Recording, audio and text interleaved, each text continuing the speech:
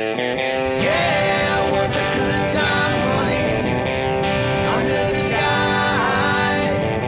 Yeah, it was a good time, honey, just you and I.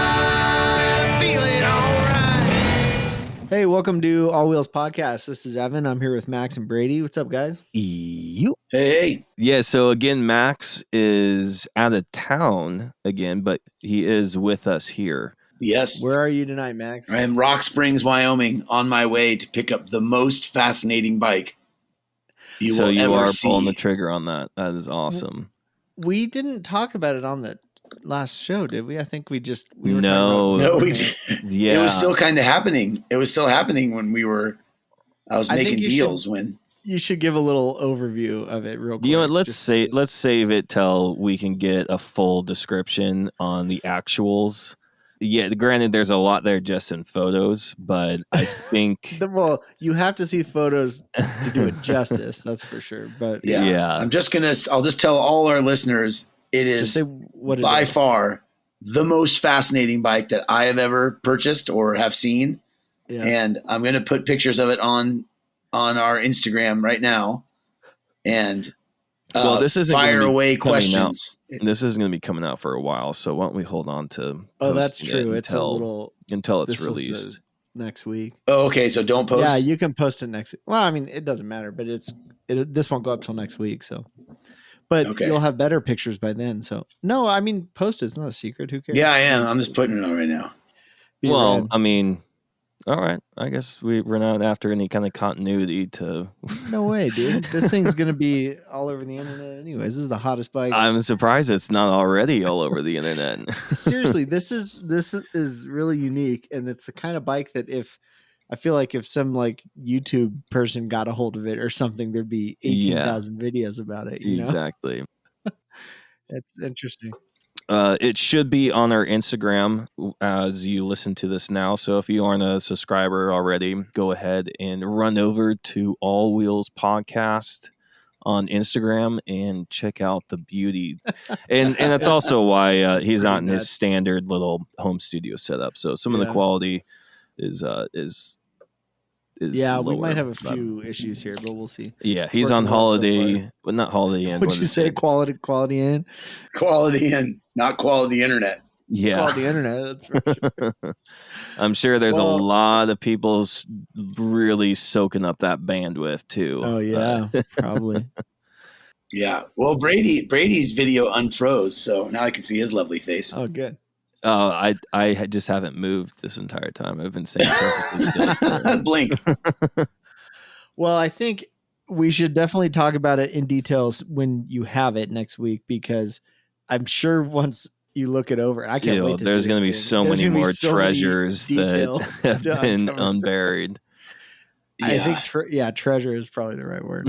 I posted it now, and then I said, Nice. try and guess what it is. Let's see if people Yeah. can guess. I guess you really would have to know to even tell what it is. If then you start finding all the stuff from like other bikes and stuff on it. So it's Yeah. yeah, it's interesting. Cool. Well, good. Yeah, that's good. You got a head start. That's a long drive. So It's a long drive. I'm Mhm. glad to be on the road. And it was a nice evening. I was sitting around doing nothing. I had a nice, I think it was 3.5 hours here. yeah, The sun went down behind the mountains and had the last hour with the sunroof open and the windows down. And oh, nice. it was a beautiful drive. It's Nice. kind of cool out there. There's like nothing before Rock Springs, from what I remember. Right? It's Yeah. just like a couple hours of field. Yeah. It's I-80 through the Continental Divide, though, is real pretty. I mean, it's beautiful. Yeah. So what are we doing? We're talking about engine swaps part 2 tonight. Yeah, we've kind of gathered a little bit more of our thoughts this time. And last episode, at least for me, I didn't quite realize. I should have known at least quite the monster. How big of a topic it is. Yeah, That's all right. We have a history of doing that. yeah. I don't Not think. really. Yeah, I don't think Until we that's get into going to get remedied anytime soon. So, No, but that's okay. but yeah, if anything, we put out a crap one, and then we always come back stronger with this part 2 or so. Hopefully, No, I don't think it follow was- that. That wasn't bad though. We had good content. I don't think it's ever that it isn't interesting. It's just that there's too much stuff to cover in a reasonable amount of time, Yeah. That's okay. Yeah. We're not on anybody's schedule but our own, so Mhm. Amen. we can keep Yeah, talking about it. exactly. Yeah, and if you did find it to be a terrible episode, I mean, hit us up. Someone reach out to us. Let us know you're out there. I would love an email, but I do think, and I think you know this, you're your own worst critic, Brady. Oh, I You are mean, always way more concerned that it's bad than anybody else is, and the nobody else thinks devil it. So. himself has more nice things to say about me, though, than I do myself. Yeah. Well, no, I think it was cool though. We had some good stuff, but I think we're gonna try and get into like more of the detail stuff about doing it. And Brady's gonna lead this one because he has the most experience in doing that. So, does anybody have anything else to cover before we jump into it? I kind of, since we're recording these in a row, we probably don't have tons of updates on stuff we've been working on, right? Yeah, and that's probably for the better because we could probably use some of the extra time. Yeah. In actual information and kind of what this topic has to offer. So yeah, no, fine with me. Yeah, we'll jump into it. Where do you want to start? Well, like any engine swaps, and with this, we're going to be talking more about four wheels and vehicle, four wheels. It would be cars, trucks. Mm-hmm. We did talk a lot about motorcycles in last episode, which there's not a whole lot there, anyways. But all of this can also apply, not everything, of course, to say a motorcycle engine swap as well. With its just inherent differences, of course. But with engine swaps, the first place you want to at least address is, well, hopefully you have the vehicle in mind that you're wanting to swap. That's usually the best place to start, is with the vehicle itself. You can do the other way around, but it's a little confusing even in my head. Do you think about it. That made me think of a question? Do you think most people doing an engine swap buy a vehicle specifically to do that with, or it's because they already have a vehicle and either they don't like something about the motor that's already in it, like Max's situation? You get what I'm saying? Like, do you think most people go into it to do a swap, or it's just I think because they like the that vehicle? depends on, say, the vehicle that you have.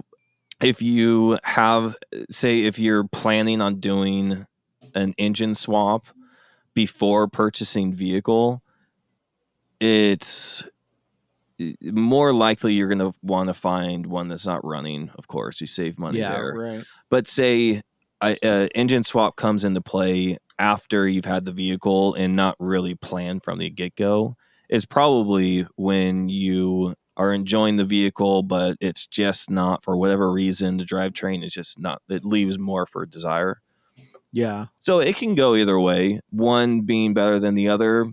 Sometimes going into this, we're going to assume that everything else not involved on the drivetrain or engine swap that it touches is already in sound condition, or at least drivable. Yeah. I mean, there's a lot of reasons to, I don't know. And here's one that's more common for me, at least in my personal experience, is purchasing a vehicle to swap at some point.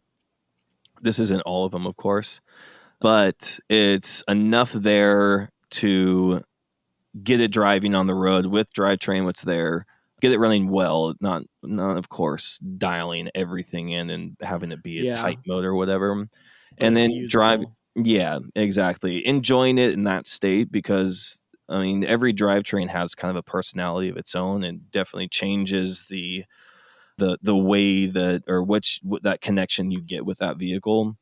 Yeah. And so it's fun. Like, you can almost have like two vehicles in one.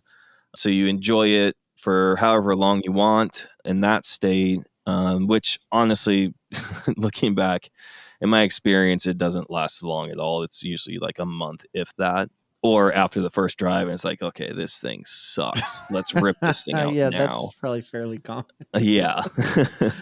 That's funny. So that's how it's mostly worked out in my experience. On my personal car, the Triumph, that is something that was built had swapped. I mean, it was new custom frame, everything. So it was a full project. But did your dad get that planning? I know it was like That a was family from the car or get something, go. right? Yeah. So we But pulled it out he of my took it in grandfather's knowing that. garage, and when we got it, it wasn't running. It was in that garage for 30 plus years. Oh, wow. So there wasn't a decision made early on that, okay, we're going to swap it, build it into a hot rod, kind of because of the rarity of it. Returning it to original and factory, or like doing a restoration, would just be if you can find parts, it didn't become worth it, really. And at the end of the day, like fully restored, like 55-mile top speed, just wasn't going to cut it really for us. Well, and it's I would assume it's probably not even a super valuable car restored, is it? No. I actually saw the coupe, or or was it a 2-door? Might have been a 4-door. I don't remember. Or the sedan. There was one like 3-4 years ago, fully restored, 100% restored, that sold for, I think it was like $9,000 or something like that. Oh, wow. Which, I mean, who knows how it started, but like it was a full frame off, like restoration with the photos and they could have everything. had And 3 times that in parts and stuff. oh man, I mean, they easily had like at least $20,000 into that restoration alone. Yeah. So that we found early on, it wasn't going to be worth it. Not that we were ever going to sell it, but we wanted something that, or my dad, I should say, wanted something he can enjoy daily drive and have that connection. I mean, with it being the family heritage really in that car. Well, how did he plan that back in the day when, in the 90s, like there certainly wasn't the kind of information on the internet there was now. I feel like that was a pretty big task to plan out that's that where kind you of start project with, then, right? you start with a donor car. So I mean, the big, like before LS swapped the world, there was the Ford 5.0 swap the world. So Yeah. at that time, I mean, you're seeing almost as common of the Ford 302 swap into hot rods as you're seeing LS swaps now. Definitely not now. I mean, it's more than half of hot rods on the road, or muscle cars, whatever, old things on the road, have LS swaps in them for the most part. Yeah, seems like it. And that's a dramatic exaggeration, of course, but no, it's the most common though, it seems. That was the swap of the time to get some extra power, because I mean, even and 200 horsepower was like a good street car like horsepower figure. Is that what a 5.0 was good for? Like a 90s? Yeah. Really? Yeah, they're total dogs. I mean, they had like maybe 250 torques, something like that, but it's just like, oh, dude, they suck. That's pretty depressing. And they weigh 600 pounds. Yeah. Like, they're just pigs. That's so ridiculous. We actually pulled the motor because we were going to rebuild it and try to throw some speed parts at it, like cam heads kind of stuff. Nothing crazy. So like maybe we could get 300 horsepower out of it, which the 190 horse at the crank that motor came with, it was a base 5.0 Mustang. Yeah, it was already too much power for that car to really handle. Oh, that's true. What was the original motor on that? Like 40 horsepower or something? Actually 42. There's a badge on the firewall that we kept. I think it was, I want to say, yeah, it was like, honestly, it could have even been less than that. I'm pretty certain it was. That's crazy, advertising 40 horsepower. Yeah. Pretty funny. Dang, that's crazy. Yeah, so I was, when I did, because we, like I said, we were just going to rebuild it and then put it back in and do some updates and changes.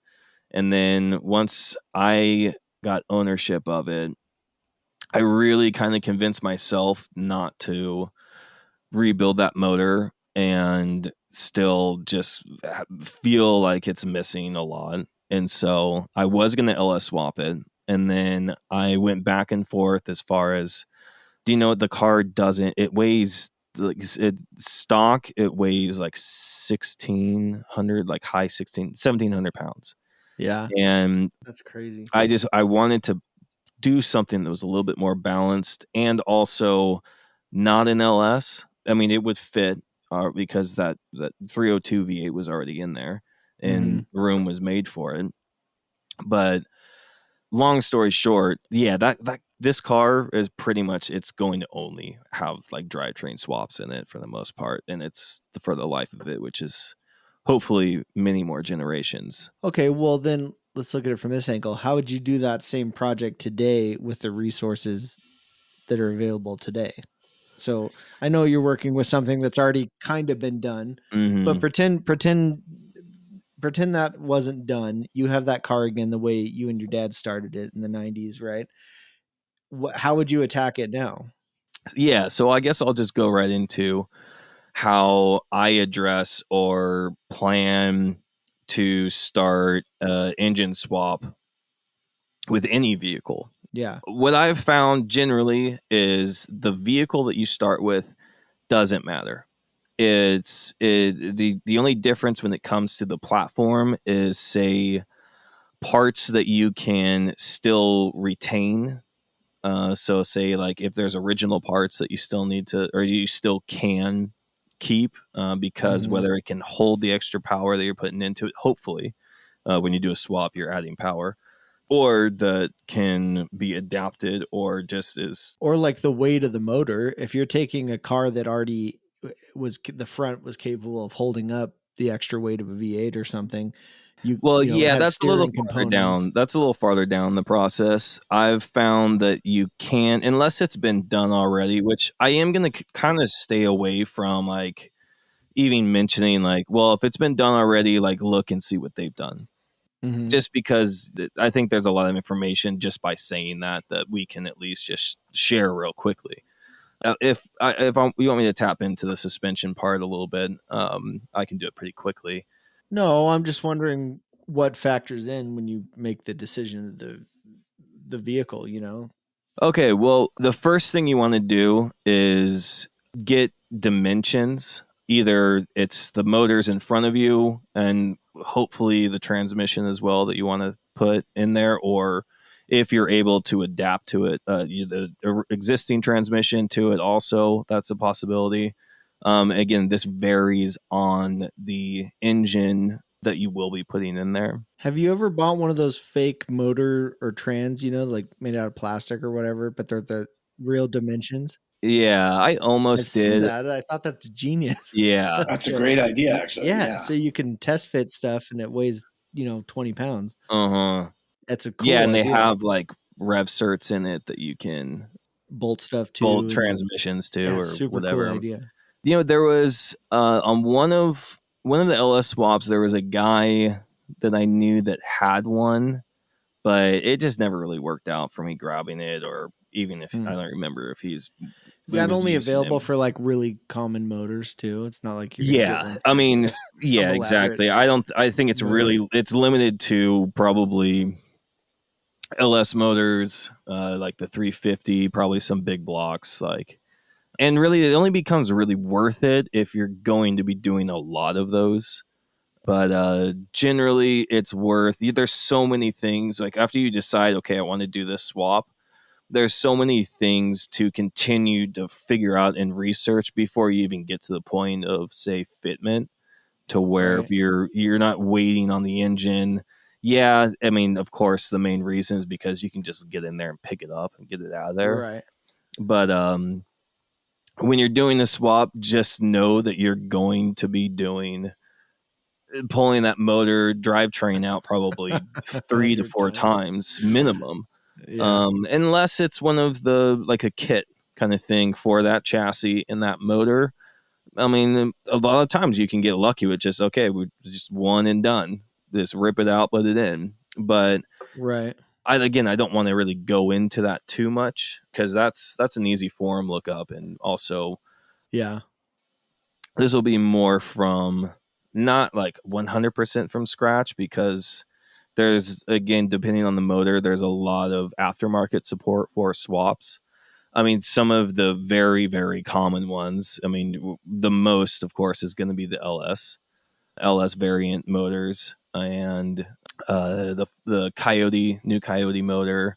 Not as common because that price tag is serious. But what I am seeing actually more and more of is some aftermarket support for the Gen 2 Hemis. Oh, interesting. Yeah, so there's definitely, it's a pretty cool engine. Like out of the Ram and Charger and stuff? Yeah, exactly. Yeah, because those have been around long enough now that they've got to be pretty cheap. Yeah, at this and the point. aftermarket support as far as performance is there, but as far as swaps, you see them less and less because the swap aftermarket support wasn't quite there, and it's just starting to grow. I'm noticing, so it's cool. Would I prefer an LS? Yeah, I just think it's more reliable and just there's so had much a Dodge easy without power motor in it, and it was pretty impressive out of the box. I liked it. Cool. That's interesting. Does it help to stay within manufacturer? Like if you had a 62 Dodge truck, is it helpful to stay with a Hemi for that vehicle? Like if I've got a 1973 C10, like I feel like the first thing to my head would be put an LS 350 in it. Does it? But I know that there's so many ranges of people. Yeah, honestly, I don't think that, because when you're doing something like, say, an LS into a older vehicle, and not by like even, I'm not saying like 10 years older, or like I'm talking like muscle car era. Yeah, right. When that chassis was developed, it had no concept of what an LS engine would be or what it needs to adapt to. It's completely different. So it's not like motor mounts are compatible. Or, no, exactly. Steering wasn't designed around. Yeah, nothing is necessarily going to line up. Yeah. Gotcha. And that, I don't think so. Actually, I know it doesn't matter. It wouldn't necessarily be easier or not. Now, because even even the older generation transmissions, I don't think there's any out of all the manufacturers, like a transmission from like 30 years ago, let's just say, will bolt into any of their newer motors. So like even from manufacturer to manufacturer, it might as well be something else. Yeah, that makes sense. Yeah, the main thing is, and this is where it can help, say, if you don't have the engine already, and this is part of the process, for me at least, deciding on which engine I'm even going to be looking for to swap, this is where you can do some research on the internet. There's a lot of motors out there that have dimensions that people have at least given to people, say on forums mostly. So taking those dimensions and then just getting your tape measure out, and it helps if the motor is already out of the vehicle, that you're pulling out to, and then so taking your measurements as far as, okay, is it going to fit, and how much my clearance is, also leaving room for your accessory drive and radiator also, to make sure there's clearance there. And what I always forget too, thankfully, it's never backfired on me, but actually it's only been, and I didn't even do that swap actually, so it wasn't my fault, is that there wasn't any consideration for a fan. So yeah, it fit, the radiator fit, but there's no room for, like, the bottom, the crank pulley was a 1/4 inch away from the radiator. Yeah. So definitely take into consideration. But it definitely wasn't done on purpose. It was just not measured. No, because everything else was done. Yeah, but don't people do that sometimes and just run a fan in the front? Yeah, but this was on that 30 Model A, and I didn't want this freaking huge plastic electric fan that you just see right in the front of the car, because it just destroys the front look of that car. Yeah, agreed. So in that case, I mean, already there's some difficulty shoving that massive Hemi into, and it was a baby Hemi too, into that Model A. That's crazy. Yeah, so it's really just and also and that's things that you have to try to figure out too is, do I want AC or do I want AC in the future? So making sure there's room and you are able to fit even a heater core somewhere. Mm-hmm. So granted, I mean, there's a lot of engine swaps that do not retain AC. Yeah, but an engine swap can also like open up the possibility of AC where it may not have been reasonable. Mm-hmm. Oh, absolutely. I was thinking that on mine with the Falcon never had AC. I don't think it was ever even an option, but I've got a motor that can handle it now and thought about that. I'm not going to do it, but for some people, maybe that's, I don't know if anybody does it for that reason, but that could be a benefit. Yeah. Extra accessory stuff. Yeah. With something to think about too, since we're on the topic a little bit, if say there's support in the aftermarket for relocations of accessories, because a lot of the newer cars, they're just built different from older vehicles, and so they generally put a lot. Well, it varies, to be honest with you, as far as placement, depending on what the vehicle came out of.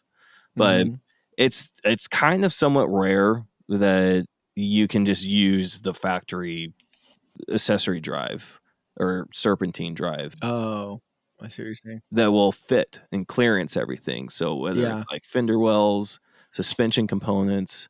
Yeah, because there was a ton of variation even in just between manufacturers in the same era of where they put an alternator or water pump, like power steering pump or whatever, right? Yes. They could be hung like all over the place. Absolutely. So like, that's a good point. Just say like the LS variants, like the accessory drives are hung very different than what the trucks are to say like the Camaro or Corvette because of fitment. If we're talking LS, which I want to not try to talk too much about LSs, but it definitely is the most common, but I don't want to limit it to it. There's a huge aftermarket support for swaps with those. So there'd definitely be on a rate or scale of ease, probably one of the easiest ones as far as support. You can get that makes sense. Every single part on that thing that would be a clearance issue, even down to header swaps. Like a lot of the times you'll, even if it's a somewhat common vehicle, they'll have headers for that specific swap and motor mounts and all that. So and that can solve all sorts of problems for you, right? Yeah. Now, what I have noticed is not all say motor mounts are built to position the engine in the exact same spot from like manufacturer to manufacturer, even just an aftermarket. So that's where I'd never really trust header swaps like built for this car and this engine because placement can vary and it's usually pretty tight. Right. So that's where I'll generally either modify the header that I want to work or modify the vehicle itself to make it work. Yeah. How do you modify, like what would you do to the header? Would you take an existing set of headers and cut them up and to reroute it? Yeah. Is that what you mean? Exactly. And then if I need to extend some primary tubes or whatever, I'll have extra tubing. That's where lacking fabrication skills like really pisses me off. When let me stop you there. So generally, if you want, like generally, it would have been, I wouldn't have to worry about it if I decided I wanted to use the stock manifolds, the exhaust manifolds, because those cast pieces just hug the block. They're tight. Sure. It would have solved nearly every problem I had just because I wanted to put mid-length headers on it. On this last one is what I'm talking about. Leaving HPs on the table. You can't have that. Exactly. But I agree. Headers are a nightmare. I mean, I feel like I've installed headers, just bolt-on headers in cars they were meant to go in, and they can be a nightmare. Oh, so and some of them require you to actually remove the motor, like disconnect it from the motor mounts to lift the motor up if needed, and I mean, there's a price you got to pay. So seriously, it's not easy. But being able to cut and modify something like that well is just like, you can't understate how valuable those skills are. It's like Yeah. I can cut and weld stuff, like, don't get me wrong, it just will be so shitty that I don't want to do it because my skill level's not there. So I stay away from stuff like that, but it pisses me off because I'd like to be able to do that. And it's on my own fault. I just don't practice. But yeah. anyways, yeah, that opens up a lot. I mean, majority of, and hopefully a lot of listeners can, or I'm sorry, hopefully our listener can relate to this as well. Is really like majority. What do you think, Bob? Tell us. Yeah, majority, if not all of my skills have come. I can't say all. I've been surrounded by a lot of really talented people, fortunately for me. So, but a lot of my skill that I've developed has come from being broke, but still wanting cool shit, or at least to do cool shit. Yeah. And so being broke is definitely a huge motivator to learn that stuff. if not even to master, but just to either learn or improve on something that that involves your passion, say just old shit in general. Yeah. So it sucks, but it's definitely it definitely can be used as a really, really key tool. Oh yeah. To better yourself. Well, I have no excuse. I could learn this stuff, but it's like I'm already good at some other stuff, so yeah, exactly. I don't focus on it. Yeah, I feel like that's a shitty excuse, but it's true. So, anyways, whatever. Yeah, but I do think that's really helpful for this kind of thing, for sure. Mm-hmm. So, as an example of how important measurements are, and getting the measurements down, is the motor I'm putting in I'm swapping in the Triumph it's actually a Honda K24 motor, inline 4-cylinder. I'm strapping a turbo on it and what's it out of? Oh, dude, that was they put that in like everything. So that was in the Honda Accord. It was in the Honda Element. It was in the CRV. It was in like Acuras. Oh yeah, I'm looking at a picture of it. Okay, I've seen this before. Yeah, so it's like the K20. I mean, a lot of parts actually just bolt right on from the K20. Honestly, I think it's really the same block, but bored. Why? What got you interested in this? I feel like I didn't want to. I really did not want to. I guess since it's probably the first time I mentioned the motor. Yeah, I'd never heard you say that. Actually, but this applies to somebody trying to figure out what motor they're putting in. What the hell is your process for landing on this? I would have never thought that was your choice. So what? Why? Well, I knew pretty quickly that I didn't want to do an LS swap.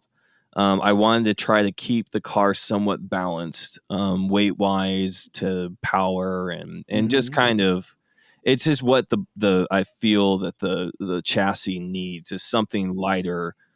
Potentially with a higher output. Yeah.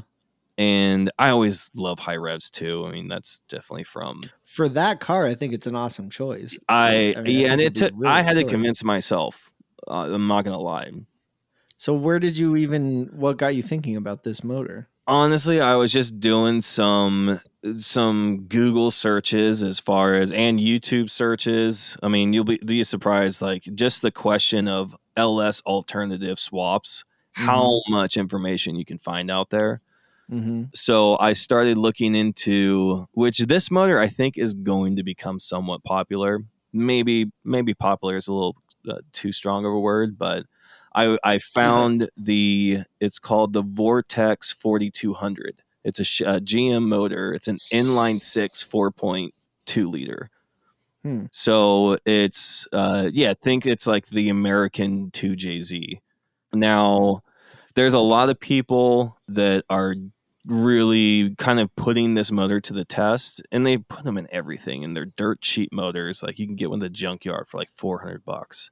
Yeah. And I was going to go with this, but taking measurements many times, it just wasn't going to fit. It's just a really tall motor. The length with it was there, surprisingly, with it being an inline 6. but it was that intake just sticks up too much. And I'd never even heard of this. It's a relatively like modern motor too. Yeah, right? dude, it's awesome. And What people the are putting turbochargers on this thing and making like 800 horsepower with stock internals. I had no idea. And what's it called? What is it called again? I'm gonna Google it. It's a Vortex 4200.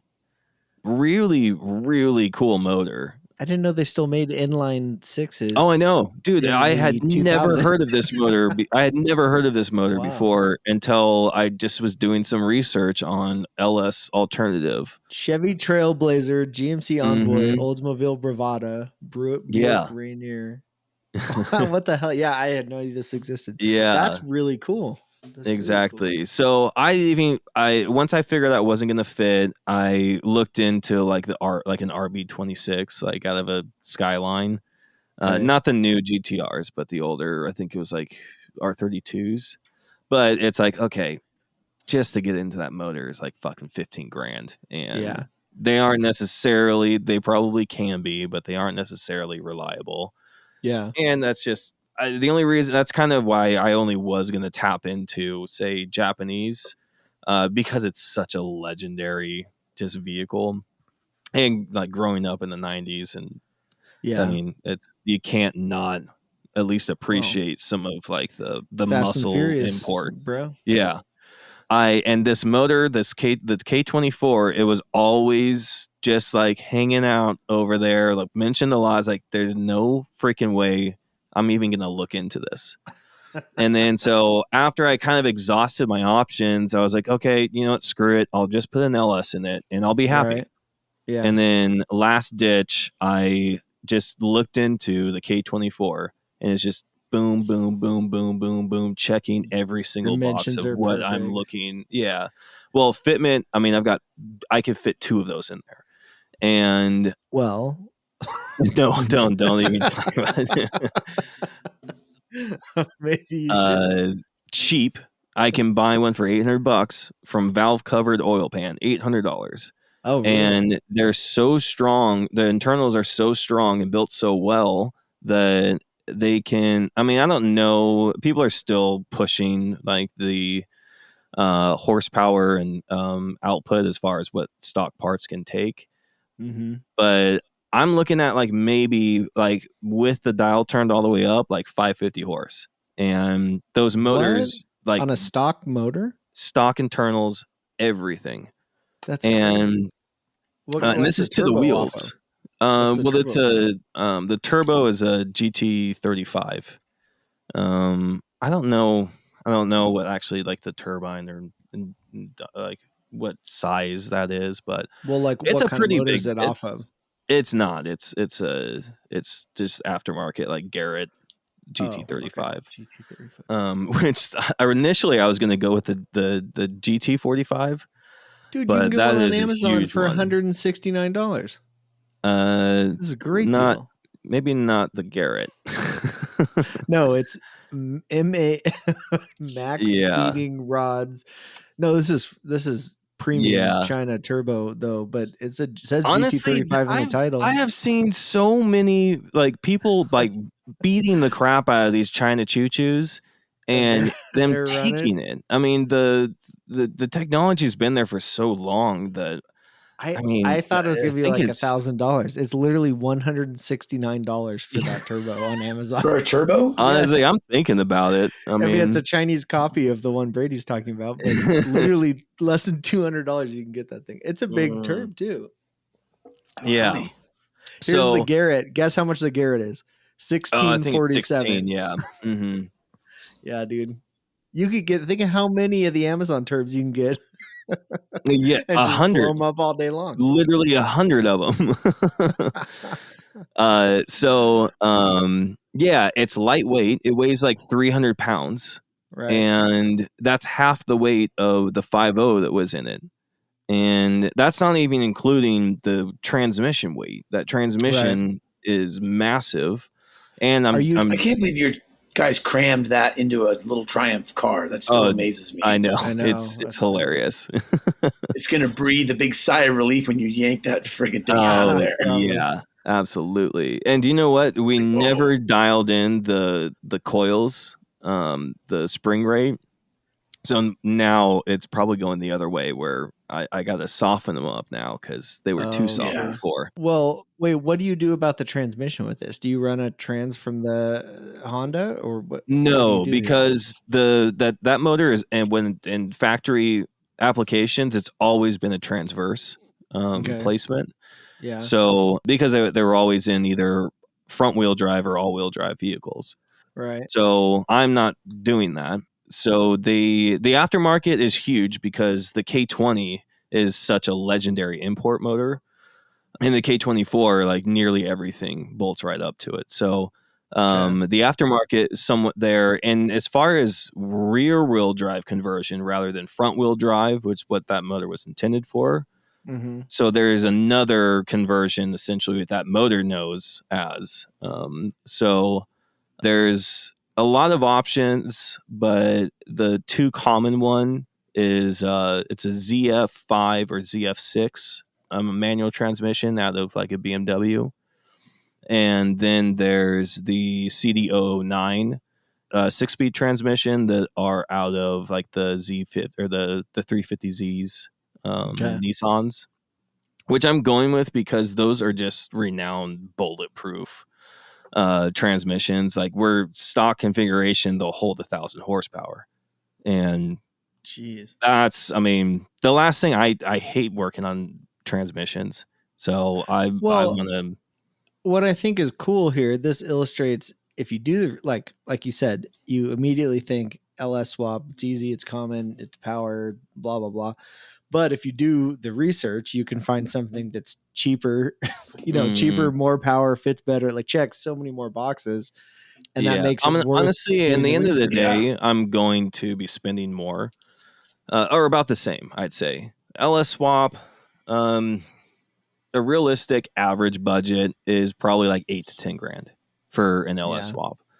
Yeah. And that's with transmission. I mean, you can save a lot of money there because you don't have to touch, for the most part, majority of the time, the whole from the flywheel back is you can just bolt right up to. So I don't have to change anything of that. But yeah, I mean, it's just, I'm going to, yeah, I mean, potentially, if I put an LS into it, I'm just going to throw a cam at it and intake. I'm not going to do too much else after that because it's not really needed. And with this, it'll be lighter, more, maybe not pushing like 20 PSI at it, but relatively still reliable being a Honda motor. And these things just love taking a beating. Like they just live on the rev limiter too, which is crazy. Yeah. And I can still go to any parts store and pick up parts if they aren't like swap parts or conversion parts, of course. Right. But, well, anything you're going to wear out on the motors. Yeah. Oh yeah, absolutely. Yeah. Yeah. Everything just made sense for that motor. Well, it's I kind of forgot the question too. that you were asking me. I think that's cool. Yeah. And people are already saying, I'm not the first one that have gotten excited about these motors, which is silly because I grew up hating on imports and Hondas especially. That drove me to build out my VW Bugs to go fast so I can just eat on these Hondas all day. Mm-hmm. And now I'm already thinking about, okay, what other chassis can I swap this motor into? I haven't even started. I haven't even driven or even seen one. And I'm already so freaking pumped on this motor. Like I'm totally hooked. I know. I want to take out the Subaru motor and put it in my van. Yeah. Yeah, right. I'm just reading. I'm reading all these articles on how amazing this motor is. And yeah, I Googled it. There's a ton of stuff about it. Yeah. A ton of information. What's funny is I own 3 Honda Elements. I didn't realize. Yeah. Oh yeah. So you've had those motors and have one. Yeah. But I would assume they're probably not very interesting in stock form, right?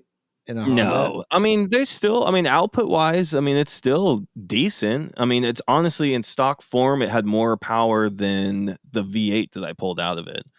Like in most variants, they have higher output versions, of course, with different heads and I think compression. Yeah. I think the highest factory output was like 210 horsepower. but majority of them were like 170 or 180 something horsepower, which is, I mean, less torques, of course, but than a V8. I mean, that's obvious, but I don't need more torque in that. The motor you're pulling out in the configuration it's in now, what kind of power was it producing? The 5.0? Yeah, I don't know how you had it set up now. It was, well, that 5.0 was just, it was a base engine configuration, which was 190 horsepower, I think, at the crank. Mm-hmm. That's not even wheel horsepower, so probably like 150 to the wheels.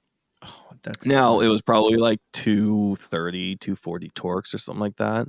But didn't you guys do some stuff to it, or it was all stock? No, yeah, it was all stock, just with the ignition and intake and carb. We just did a carb swap on it.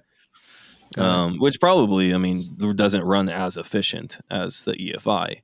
Yeah, and then, like I said, that was already too much power for that car.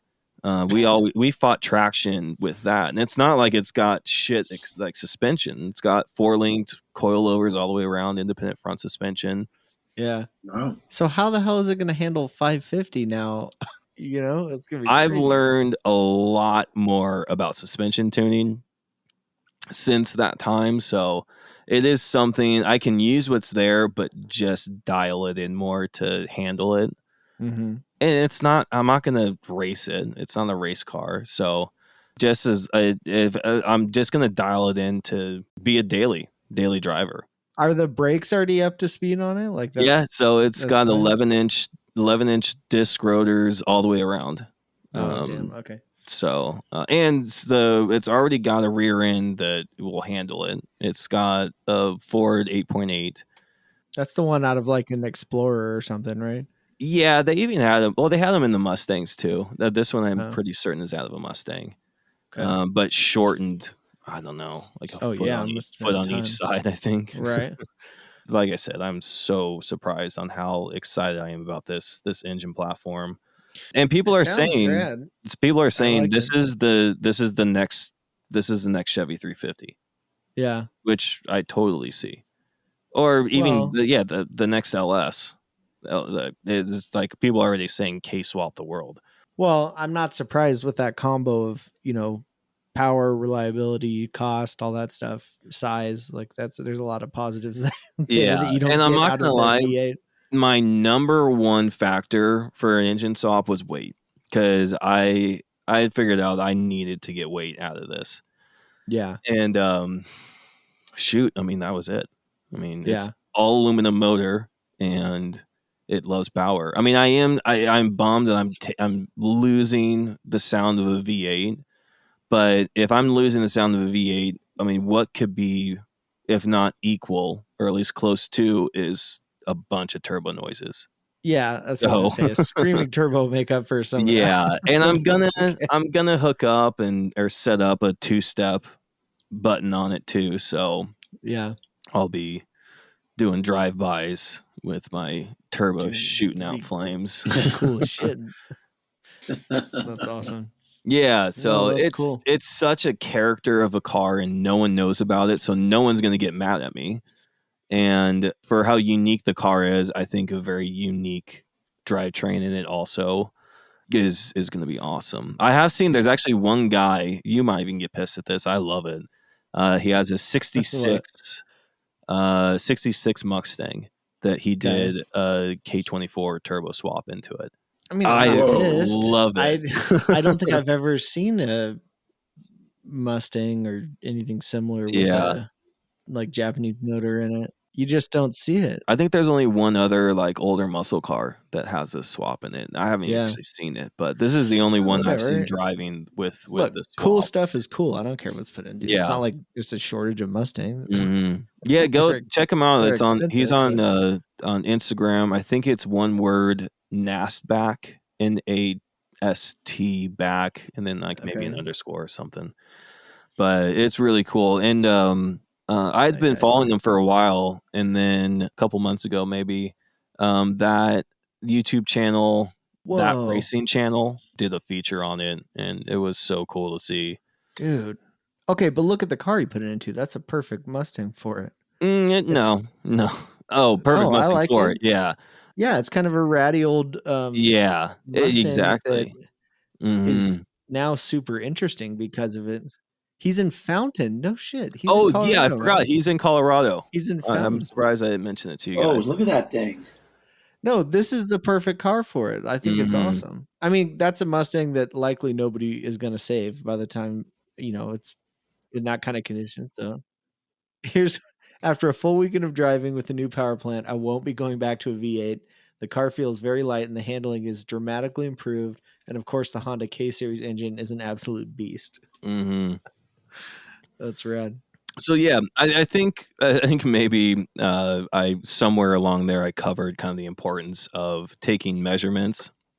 That is point Yeah. number 1, 2, and 3 when Yeah. doing an engine swap. Now, granted, like say on a lot of like older, like say 60s, 70s, like trucks where you'll find a lot of LS swaps, you generally have more space. When you get into like 50s, they all for the most part had like big inline sixes, but the width is difficult. So there's you kind of fitting you got to do a little bit of frame modification or lifting the motor up depending. But there's definitely, of course, many ways to make them fit that aren't Mhm. too bad. Yeah, so I guess I did kind of mention it. One of the next things you want to worry about and look into is say you're adding whether it be extra weight or power, either of those things. You have to look at, okay, and this is definitely more of a big safety issue, is will this frame or chassis support this additional power and or weight? Mhm. Yeah. Some things you have to look at is additional bracing, even just boxing the frame if it's not already boxed. I generally throw an X brace on all the LS swaps I do and boxing them. It's somewhat overkill. I mean, that frame's probably good for, just say like the Suburban I just did. That frame's probably good for 800 or 900 horsepower Mhm. before it's going to start twisting up on me. But I'm already there. Might as well just, it's not going to Where are hurt you you. bracing it? Like in the middle? Mm-hmm. Yeah. Okay. So just with some, I use some DOM engine 5/8 tubing. So the stock on old stuff that just had like a ladder kind of Yeah, frame, so I that's not good removed enough. that, Okay. and I'm sure you can beef it up because it's generally just like stamped steel, just Right. kind of riveted together. But I just removed it and then made my own bracing that covers majority of or more of the frame, rather just in that one section to stop some of the Mhm. twisting. And that's really what you're trying to eliminate is potential of that frame twisting. When the frame twists, your suspension that's connected to it also is moving around, and that in some cases can get real hairy or break stuff. So Yeah. that's definitely something very important to look into when planning a drivetrain or an engine swap. Is if does the chassis or will it be able to support the additional power and, like I said, possibly weight too. Right. And then you just go down the line. If you're swapping the transmission as well, then generally, I mean, there's usually an app or an option that can bolt up to that engine that would work for you. If not, I'm pretty certain that there's not one motor out there. This is not true, by the way. One motor out there that someone hasn't already made like an adapter plate for like a turbo 350 transmission. Yeah. Yeah, that's probably Right. So, I mean, there's maybe a slight definitely, exaggeration, but not much. yeah. But I mean, people bolt those transmissions to everything. So, yeah, that's where you can kind of look around on forums or see if there's even like other builds that people have done that and what they've used transmission wise or adapted to say their existing. See if there's an adaptation to the chassis that you have already. Now, and Right. then also see if that transmission will be able to support additional horsepower. if you're ever making more horsepower. But if you're not doing that, I don't know what you're doing. So yeah, right. Another thing too, transmission wise, is drive shaft. Sometimes you can get away with not even having to shorten or lengthen or whatever. Yeah. And you can get away there, but if not, like, talk to your local driveline shop, and they'll tell you how to take measurements to give them, and they can make. And it's not even very expensive to have. No, a couple $100. Made. Yeah, a couple $100 will get you a drive shaft, and within the next day or two, most of the time they can get it out to you. Yeah, right. That's honestly more than likely always the last thing in the drivetrain that I get sent out. And then what is going into it? So your rear end and making sure that can handle it. Now you can get away with something older that isn't supposed to handle the additional power, all depending on how you drive it. I mean, really, that's the last line. That's the last domino, essentially, in the drivetrain. Well, you got your axles too, but but why short it? It's like you're going to all this work. Well, I mean, I guess you know how you're going to drive it. Because really, like, rear ends are one of the last things you even think about when doing a swap. And then by the time you really get down to the drivetrain, or the rear end, you're already looking at how much you've spent on this and how much over you've gone. That's true. In more swap cases, the rear end is always like, okay, well, I'm gonna do this soon. It's just temporary for testing. Yeah. Oh my goodness, that is rarely it is temporary. Yeah. So, and it's understandable. I mean, yeah, if it works, you leave it. As long as it lasts. Maybe the best thing to do is at least drain it and put some fresh lubricant in it. Yeah, it can help buy you some time. Yeah, and maybe try to stay out of it, at least from a dig as much as possible. Or put some real shitty tires on it, some real skinny tires that can save a lot of drivetrain components, transmissions included, and U-joints too. So, make sure your U-joints are good. Even if your drive shaft does fit and you don't have to replace it, get some eyes on your U-joints on the drive shaft and make sure that those things aren't sloppy. And that's always a really scary one. I've never had it fail, but I mean, you always hear all those stories where drive shaft breaks or the U-joint breaks and it just shoots up and pogos the car up in the rear. Or I broke one on my '69 Camaro, but luckily it was at the tail end, and so it just drug. I heard it. I was like, "Oh, I just lost all my power!" And gang, gang, gang, gang. Yeah, exactly. Oh, this was what I was going to talk about.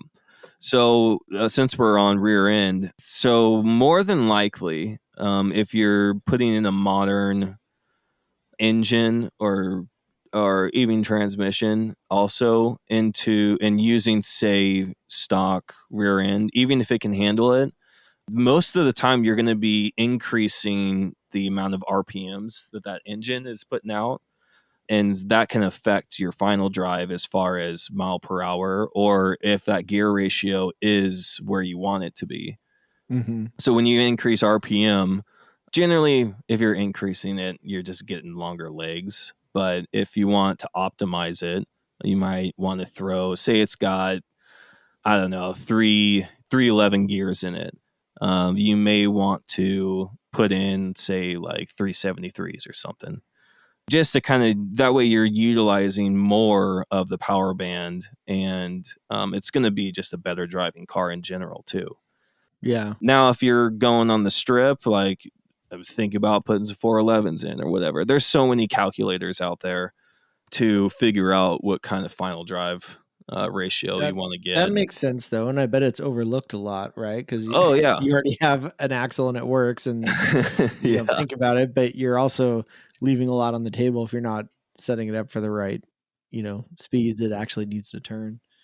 Yeah, that's a good point. That's a really good point. Something that we didn't talk about that you should almost just know you're going to have to do in general is either modify or swap your cross member. The newer engines are designed very differently, and cars are designed very differently in general. And so a lot of the times, and like I said, in majority of the time, you're at least going to have to clearance or build a new one or swap, whether it's an aftermarket part or say another one you can modify to make fit your cross member. And that involves, in some cases, repositioning suspension components too. So I don't want to get too much into that because that's obvious that can be a snowball. That's a whole nother topic. Yeah, more power. You definitely might want to start looking into, say, maybe even more modern suspension as well, because more power tends to shine light on weakest points and weaker points of the rest of the vehicle. And suspension was never designed for, say, a lot of the times the amount of power that's being put at it at the time. So, but that illustrates just how much, like you said, there's a domino effect of stuff when you start upgrading one thing and then you have a weak point now all over. You don't have to do all this. You can just throw, say, if it works out with just an adapter or whatever, you can just throw that new engine in there however you want, get it running, and then be fine with it. Well, there's something to be said for drive it till it breaks and then fix the weak point that shows up. Exactly. But these are all things that and I mean, like every project, there's different stages you can get at it. I guess what I just went through is kind of maybe some of the ideal ways you want to look and attack an engine swap. But say engine swaps since we talked about the K24 motor, that's a really popular engine swap for a lot of tuner guys who are maybe taking out their B18 or something like that engine and then swapping in a K24 motor. That is not only, there's a lot of kits I'm sure out there for every make and model of Honda to Honda. It can be a little bit easier. I mean, that is a larger motor, but that's where you can take advantage of the research that's already been done. You know, that info is already out there and can solve a lot of your problems. But I think you covered it pretty thoroughly. I think that's a good way to look at it based on the lines of the project that you're already tackling, because it really shows like how to go through and do this from like a realistic perspective, you know, because you've already thought it out a lot.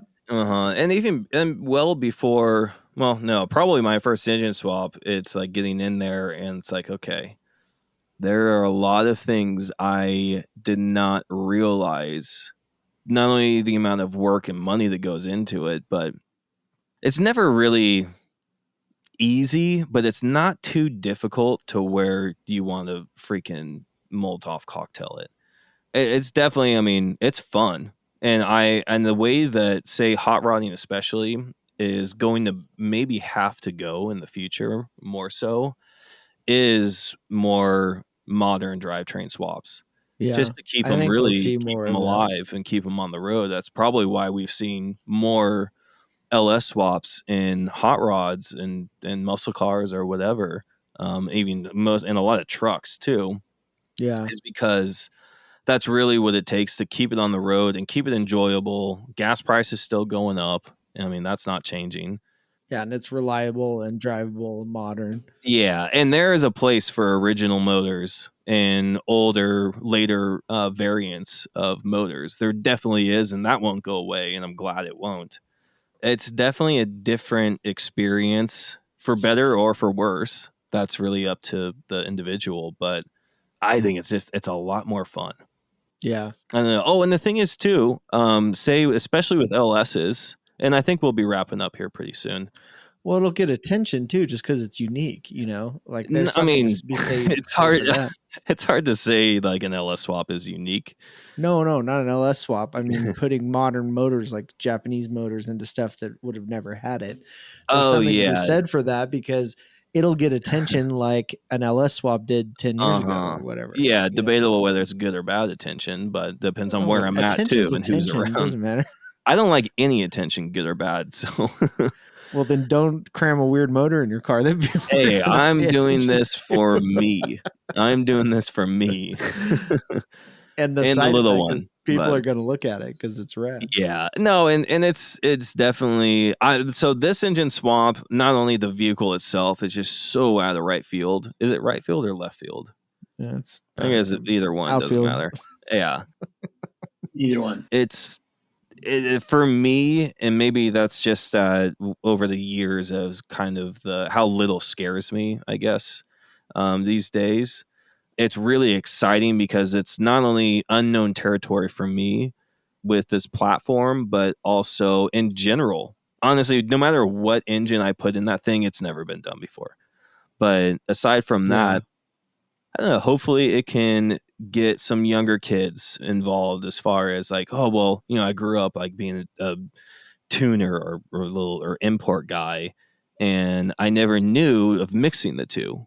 And like, maybe granted this is a British car, but like, who's to say you can't put it in a smaller American car and start getting more into just older things in general, like taking a little like what is it, like a Triumph Spitfire and putting the K24 motor in it would be such a freaking blast.